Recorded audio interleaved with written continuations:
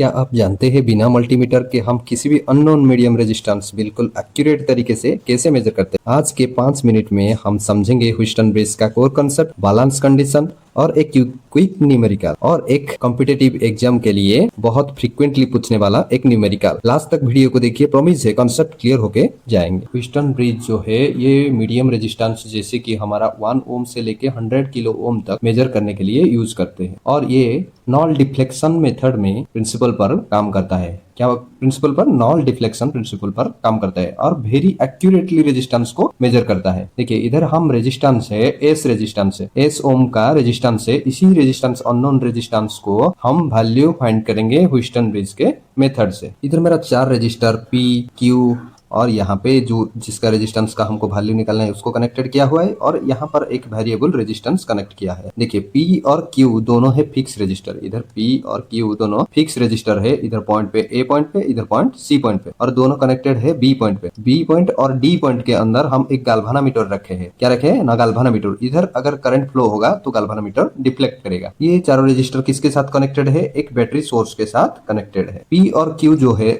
P और Q ये दोनों है फिक्स रेजिस्टेंस, मतलब फिक्स रजिस्टर है, दोनों का रेजिस्टेंस फिक्स है। R जो रेजिस्टेंस है, यहाँ पर R जो रजिस्टर है ये हमारा वेरिएबल रजिस्टर है, इसी से हम रेजिस्टेंस को कम ज्यादा कर सकते हैं। और G जो है, G यहाँ पे जो लिखा हुआ है यहाँ पे वो गाल्वानोमीटर है और गाल्वानोमीटर में इधर ब्रांच में जो करंट फ्लो हो रहा है उसको लिए है करंट ऑन गाल्वानोमीटर को IG लिए है। और VA क्या है ना? ये ए पॉइंट पे हमारा जो वोल्टेज है, जितना भी पोटेंशियल है या वोल्टेज है उसी को लिए है VA। और VB मतलब वोल्टेज, यहाँ पे B पॉइंट पे जो वोल्टेज है उसी को लिए है VB। C पॉइंट पे उसी प्रकार वोल्टेज C पॉइंट पे जितना है उसी को लिए है VC और VD, D पॉइंट पे जितना वोल्टेज है उसी को लिए है VD। अब स्टेप बाय स्टेप देखेंगे कि इसी का रेजिस्टेंस हम कैसे मेजर करेंगे, इसका रेजिस्टेंस स्टेप बाय स्टेप कैसे मेजर करेंगे देखेंगे। पहला स्टेप क्या होगा ना? एडजस्ट R, मतलब यहाँ पे जो रेजिस्टेंस है, वेरिएबल रेजिस्टेंस है, इसको इसी प्रकार एडजस्ट करेंगे कि हमारा जो करंट है गाल्वानोमीटर में जो करंट फ्लो हो रहा होगा वो डिफ्लेक्ट नहीं करेगा, मतलब गाल्वानोमीटर का करंट जो है वो 0 दिखाएगा। उसी प्रकार इसको एडजस्ट करके रखेंगे। तो मेरा IG इक्वल टू 0 होना चाहिए, मतलब गाल्वानोमीटर ये ब्रांच में, ये B टू D ब्रांच में जो करंट फ्लो हो रहा होगा वो 0 हो जाएगा। इसका मतलब क्या है? अगर किसी भी ब्रांच में, क्लोज ब्रांच में अगर करंट नहीं फ्लो हो रहा है तो ये क्या हो गया? ये मेरा ओपन सर्किट हो गया, ओपन सर्किट हो गया। ये वाला ब्रांच जो B टू D ब्रांच था ये ओपन सर्किट हो गया। कोई भी सर्किट में करंट कब कब नहीं फ्लो होगा? जब दोनों पॉइंट उधर सर्किट में, सर्किट के अंदर दोनों पॉइंट, इधर पॉइंट और इधर पॉइंट में वोल्टेज जो है इक्वल हो जाएगा, ये VB इक्वल टू VD हो जाएगा, तभी इस ब्रांच में करंट नहीं फ्लो होगा। क्योंकि दोनों का पोटेंशियल सेम है इसलिए इधर करंट फ्लो नहीं होगा। तो इसी को मान लेते हैं हम ओपन सर्किट है। तो 2 पे क्या है ना? VV इक्वल टू VD, मतलब B पॉइंट पे जितना वोल्टेज है वो हो गया D पॉइंट पे, D पॉइंट पे जितना वोल्टेज है वो दोनों बराबर हो गए। तो उसके बाद I1 करंट, इधर जो I1 करंट फ्लो हो रहा था, कहाँ पे? इधर जो I1 करंट फ्लो हो रहा था P ब्रांच में, अब क्या होगा? उसी I1 करंट Q होके इधर निकलेगा और I2 करंट इधर जो R रजिस्टर होके निकल रहा था वही I2 करंट क्या होगा? S में फ्लो होगा, क्योंकि P और Q जो है, ये P और Q जो है वो दोनों सीरीज में है, इसलिए I1 करंट P पे भी फ्लो होगा, I1 करंट Q पे भी फ्लो होगा।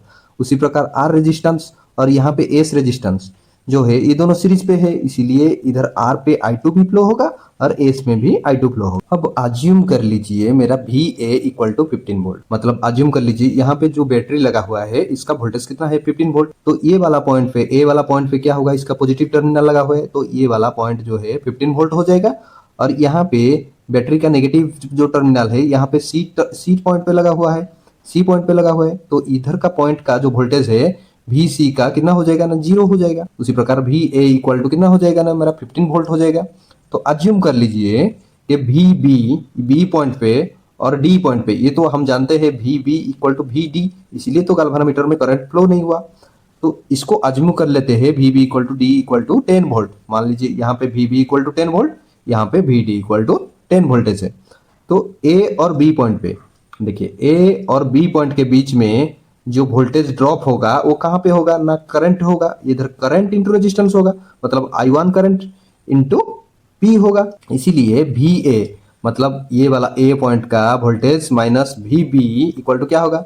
VA minus VB equal to उसी प्रकार VA माइनस VD होगा, क्योंकि B के बदले में वी बी के बदले में हम क्या लिख सकते हैं, वी डी भी लिख सकते हैं, क्योंकि बी पॉइंट और डी पॉइंट का दोनों का वोल्टेज सेम है। तो V A minus V A minus V D दोनों क्या होगा ना 15 volt minus 10 volt equal to कितना होगा ना 5 वोल्ट हो जाएगा।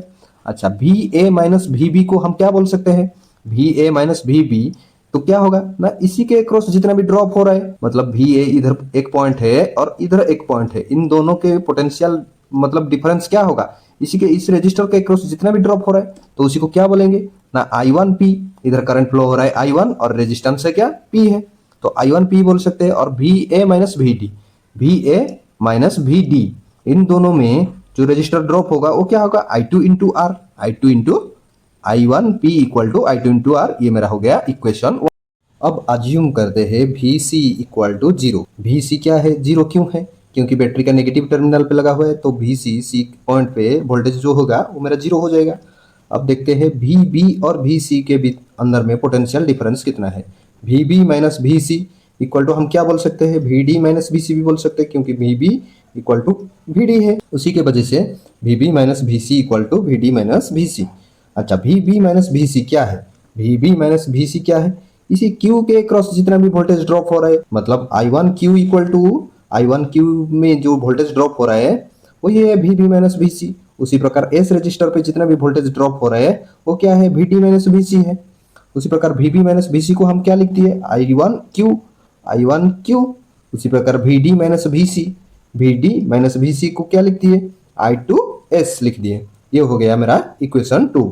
अच्छा, आइए देखिए इक्वेशन 1 और इक्वेशन 2 को हम डिवाइड करेंगे तो कितना आ जाएगा, I1P divided by I1Q, I1P divided by I1Q। उसी प्रकार I2R divided by I2S, I2R divided by I2S। ये I1 कट गया तो P बाई Q बचा, ये बचा P बाई Q। और इधर I2 कट गया तो बचा क्या, R बाई S। तो इसी को क्रॉस मल्टीप्लिकेशन कर देंगे तो P into S equal to Q into R. इसी ये है हमारा फॉर्मूला, ये है हमारा बेसिक फॉर्मूला। इसी फॉर्मूला के लिए हम इतना बड़ा इक्वेशन को सॉल्व किए। देखिए अगर हमको एस का वैल्यू निकालना है तो क्या होगा, पी को इधर क्यू बाई आर के नीचे डिवाइड कर देंगे, पी को डिवाइड कर देंगे तो एस निकल जाएगा।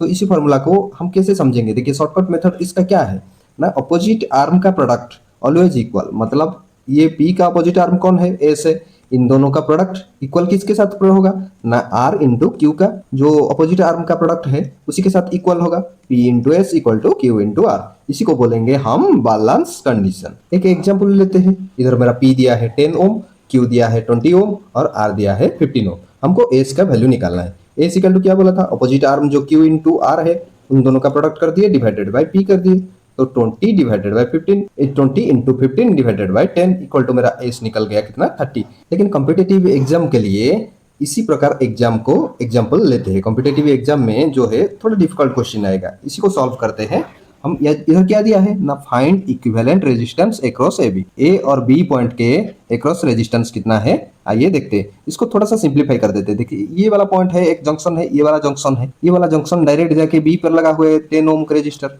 और इधर जंक्शन से डायरेक्ट 10 ओम होके बी पॉइंट लगा हुआ है। उसी प्रकार इधर जंक्शन से 10 ओम होके ए पॉइंट लगा हुआ है, इधर जंक्शन से भी एक 10 ओम रेजिस्टर कनेक्टेड होके जंक्शन ए पे लगा हुआ है। इसी को थोड़ा सिंप्लीफाई करेंगे। इधर ले लीजिए, ये वाला पॉइंट को हम एक्स पॉइंट ले लिए और ये वाला पॉइंट को हम वाई पॉइंट ले लीजिए। एक्स पॉइंट इधर कनेक्टेड है बी पे और इधर 10 ओम कनेक्टेड है इधर बी पॉइंट पे, तो वाई पॉइंट जो है 10 ओम होके इधर कनेक्टेड है ए पॉइंट पे, एक्स ओम के बी और ए के बीच और एक 10 ओम है। तो इसी को थोड़ा सा सिंप्लीफाई कर देंगे तो इधर ए पॉइंट हो गया, इधर एक्स वाई पॉइंट ले लीजिए, एक्स वाई पॉइंट इधर बीच में एक रजिस्टर है ले लीजिए, उधर एक्स से ए पॉइंट जाइए, इधर एक 10 ओम रजिस्टर है, इधर एक 10 ओम रजिस्टर है, उधर फिर वाई से ए पॉइंट तक जाइए, वाई से ए पॉइंट तक गए, इधर बीच में एक 10 ओम रजिस्टर है, इसी को कनेक्ट कर दिए। फिर एक्स से बी पॉइंट तक जाइए, बीच में एक 10 ओम रजिस्टर है, एक्स से बी पॉइंट तक गए, बीच में एक 10 ओम रजिस्टर है।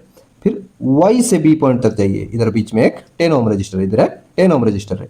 देखिए हम ये क्या हो गया, ये मेरा ह्यूस्टन ब्रिज मेथड हो गया। ह्यूस्टन ब्रिज में हम क्या बोले थे, अगर अपोजिट आर्म का प्रोडक्ट जो है दोनों का सेम होगा तो ये बीच वाला पार्ट जो है ये बैलेंस कंडीशन पे हो जाएगा, ये ओपन सर्किट हो जाएगा, इस पे कुछ भी करंट फ्लो नहीं होगा, इसी रजिस्टर को हम कंसीडर नहीं करेंगे, इस रजिस्टर को कंसीडर नहीं करेंगे। देखिए अपोजिट आर्म क्या है, इधर 10 इंटू 10, 10 इंटू 10, इधर फिर अपोजिट आर्म क्या है 10 इंटू 10, तो मेरा ये हो गया, ये 100 भी, ये भी 100 हो रहा है, तो ये मेरा बैलेंस कंडीशन है, ये ओपन सर्किट हो जाएगा, इस पे कुछ भी करंट नहीं फ्लो होगा। इसको रिमूव कर देंगे तो मेरा क्या बचा, इधर मेरा बचा है सिर्फ ए पॉइंट से बीच वाला पॉइंट को हम हटा दिए, तो ये 10 ओम रजिस्टर जो है इधर 10 ओम रजिस्टर के साथ सीरीज में है, ये 10 ओम रजिस्टर इधर 10 ओम के साथ सीरीज में है।